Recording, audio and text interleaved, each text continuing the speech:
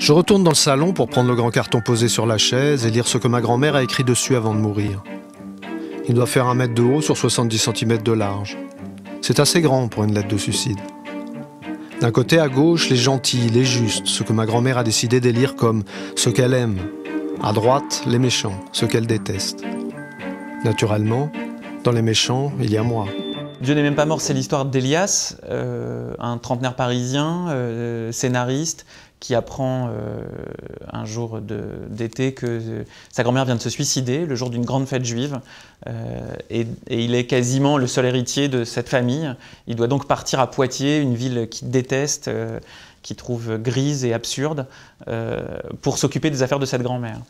C'est l'histoire de ce garçon qui part à la découverte non seulement de cette grand-mère, qui était une femme mauvaise, une emmerdeuse de première classe, qui, d'une manière ou d'une autre, est parvenue à tuer sa fille, à exclure son fils, à se couper de tous ses amis. Enfin, c'est une femme très mauvaise, très nocive, qui a laissé au milieu du salon une lettre de suicide de 1,50 m par 1 m, écrit en rouge, avec d'un côté les gens qu'elle aime, de l'autre côté les gens qu'elle n'aime pas.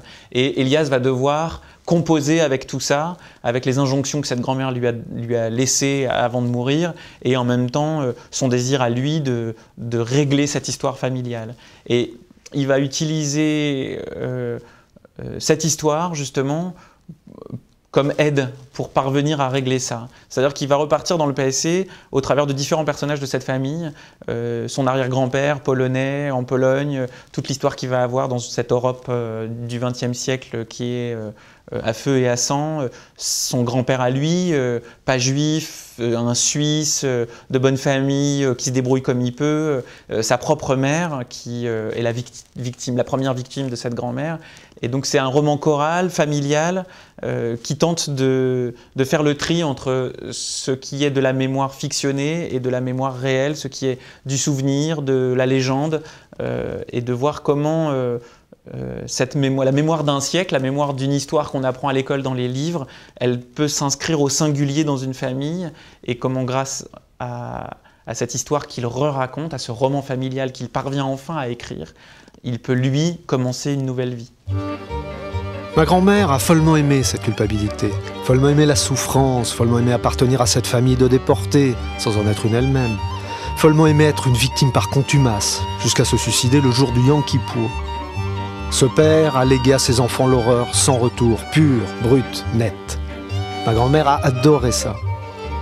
Elle ne faisait qu'en parler de son père, des Juifs, des camps de concentration, de l'extermination de ces 6 millions d'êtres humains.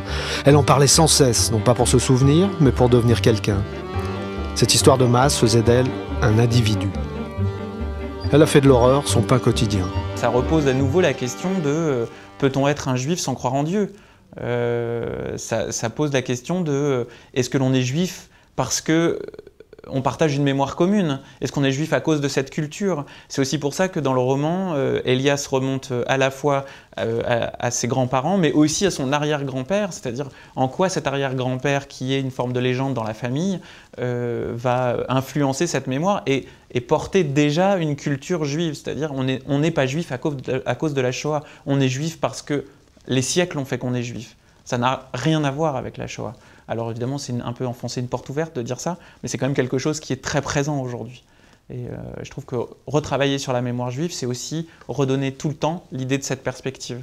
La Shoah fait de personne un juif.